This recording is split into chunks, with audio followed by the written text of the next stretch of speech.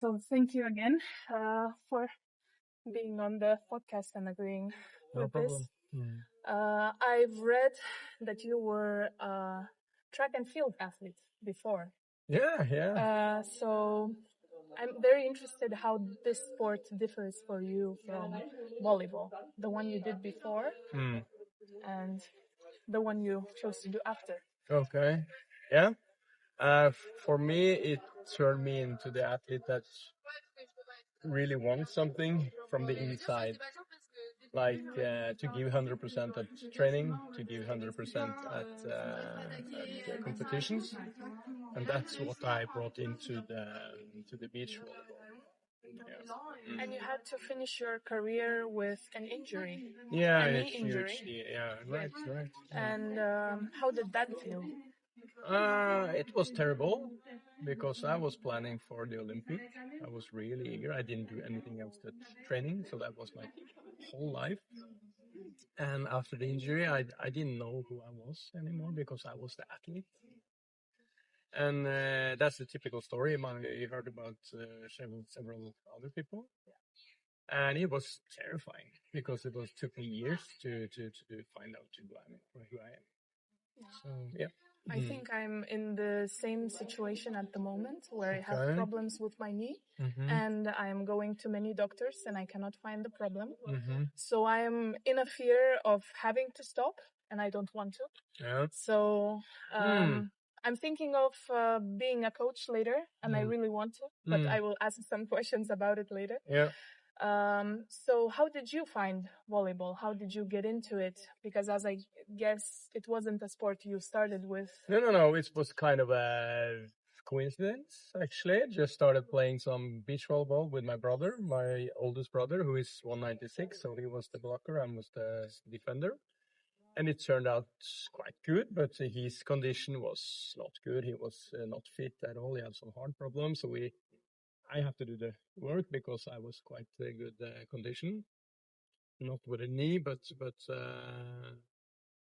so it was kind of a coincidence, and then it turned out to be this is cool, this is fun. Yeah, beach volleyball, 2 players, played some indoors also, but beach was much more fun. And you went from an individual sport to a team sport, Mm-hmm. and how that was different, and what did you like more? I was always an individual. For me, the track and field was like, okay, it's up to me. Do well, do bad, it's up to me.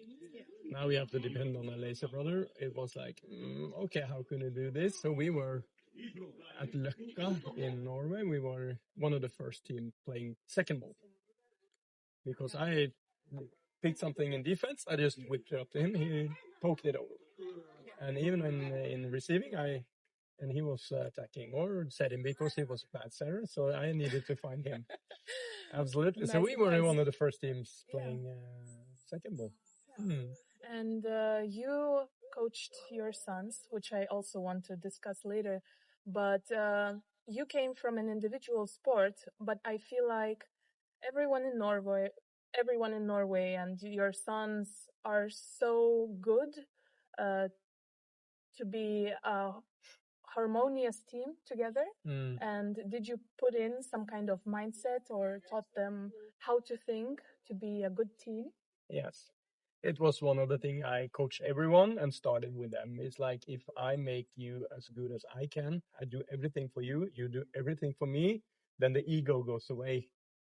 Then if you really do it, people are thinking, yeah, I'm doing that. No. If you really do it, the ego goes away. If you see Christian Anders, it's like one of them makes mistake, the other one doesn't go, oh, come on, never. Yeah. Because he knows he's trying his best.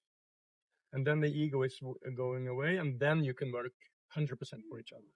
And it's so many teams that really think they are doing that, but they're not. So there's a lot of things to it. That's 15% extra if you really do that. Yeah, I think that's an amazing advice, and not putting some kind of expectations on another person, because I think I am a person that puts extremely high expectations on myself and sometimes on other people, and it gets in the way. Yeah, because if you want to be here, but you are here. You can touch that once in a while, and yeah, now I'm here. No, oh shit, I'm not here. It disturb this what do you call it? Disrupts you. It's like you're struggling with something that's not for real. It's not. Is that green? Is that blue? You know, it's like you have to admit, okay, I'm at this level. I'm trying for this. Sometimes I'm there, but if you, no, I'm here. Then it's so much easier. Then you can like, yes, now I got it. This one time I will try that again, but next time, it's okay, I'm here. That makes you so much calmer. Then you can release the to increase and increase your 100%. It's not possible to be at your 100%, but you have to try. But you have to accept where you are. Yeah. Then you release some. I think Norway, at the moment, Espen Sørum, they were such a good and stable team for many years. What do you think Norway does well that other countries or other players should learn from? Anders and Christian are special. They're friends. They are extremely players on their own, and combination of that is what you saw, what you have been seeing for many years.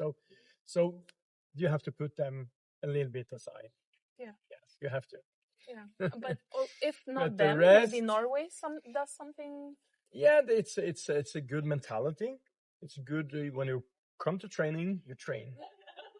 That's also how I coach. Instead of people when they're peppering, they're talking about the work, they're talking about the student studies, and you just bring something else to the training. Yeah. You bring this disturbing. You're not focused enough.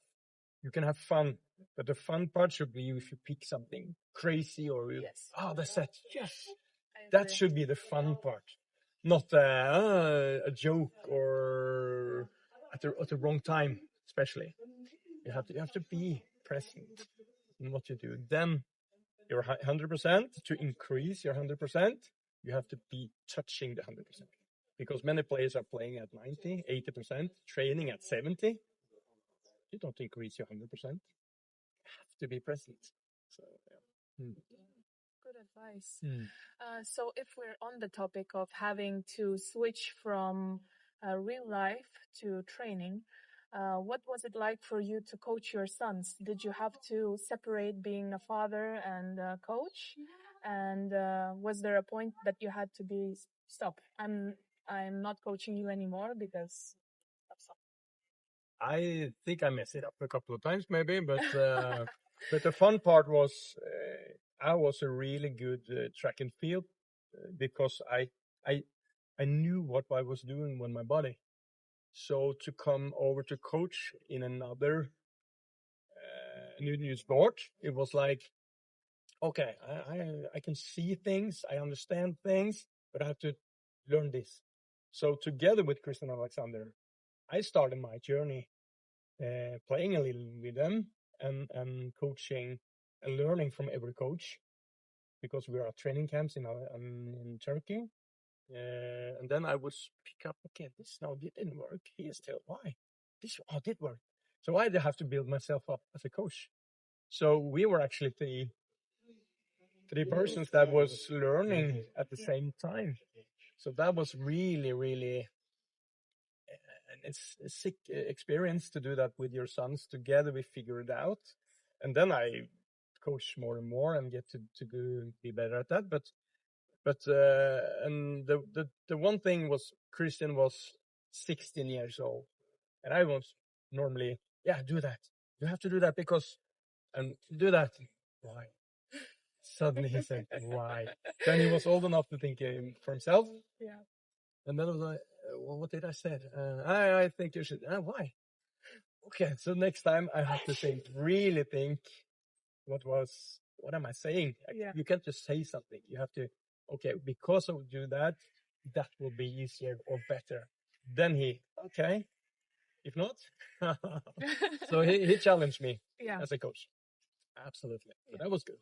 Yeah, that's amazing. I think I'm sometimes too submissive and repeating everything my father says, because I have the same situation. But we are both discovering. I am discovering my own personality, and he's discovering who he is as a coach and evolving. Yeah, so I think it's very interesting. And why did you decide to coach them, and especially in volleyball? We started with first. We started with what is it, gymnastic, just testing a little bit, and then it was football. I coached them. Of course, I have to be there because that's me. Sport has always been my life, and my sons are doing a sport. Except dancing, I always think I would do help anyhow. Yeah. So immediately when they chose indoor first and then beach, I'm going to be the coach. Yeah, it was totally natural. And because I knew I had the skills. What would you recommend to someone, for example, like me, who wants to become a coach? What would your first advice be to become a good coach? That's to figure out if you are really want to do it, because it's a hard work in another way. Because it's like you're not just coaching them; you have to be present mentally for them. You have to be. There's so many things to actually join or be a part of. But if you really believe in yourself and that, go for it. Yeah. And what about an athlete? What would you recommend for someone who wants to become a great athlete? That's to figure out, do you want to put in the work? Because there are so many that wants to be, or it would be cool to be, but then the athlete have to figure out, yeah, do I want to be at the Norges tour, or do I want to aim for the clouds? And then you have to put down the work.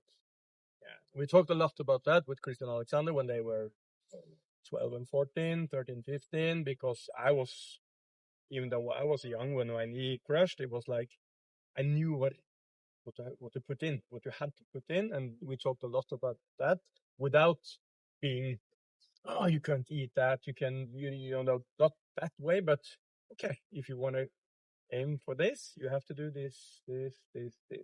So Kristen, we were thinking about how many jumps can you have early in the 15, 16 years old, because you want to, not be what do you call it? Injured? Yeah. Too soon, because many players are going too eager too soon. Yeah. So, yeah. It's good advice. What about if you had a very small budget and you had to prioritize a couple of things? For example, we as Lithuanians don't have a big budget. So I can afford my dad as a coach who does it for free. I can afford an indoor beach that my dad owns that is for free. But we travel from our own money, so it's not from anywhere else. And there is very little money that we can spend. So where would you prioritize spending that money? To, for example, physios or psychologists or... Well, but with Kristen Alexander, we never used psychologists. The girls have one now that they use, so it's maybe different from Personal. if you need that or they should do that, or. But I would say train as good as possible, and the matching up. Training camps with better players, better teams, because everyone struggle more when you meet a better team. Of course, you got beaten by Italy now. If you have trained with them for 2 months, I guess you would pick a couple more points every at least. So everyone needs to. Okay, how can we train with better opponents? That's I would spend money on that. Yeah. Is there any last message that you would want to say for people that are thinking to do some more sports or become an athlete or a coach? Any last words? I'm not sure. The passion part has to be there. Yeah. And if the passion part is there, so many things can happen. and of course connections. Not like networking, but okay, this trainer or coach or this athlete, don't be shy. Go over and ask. Yeah. Like, I really like how you play. Can you give me some tips? Figure out and spend those tips a couple of times. Okay, shit, this works. Or no, it didn't. Ask another one. Yeah. So try to be curious, open-minded. Thank you so much. Of course.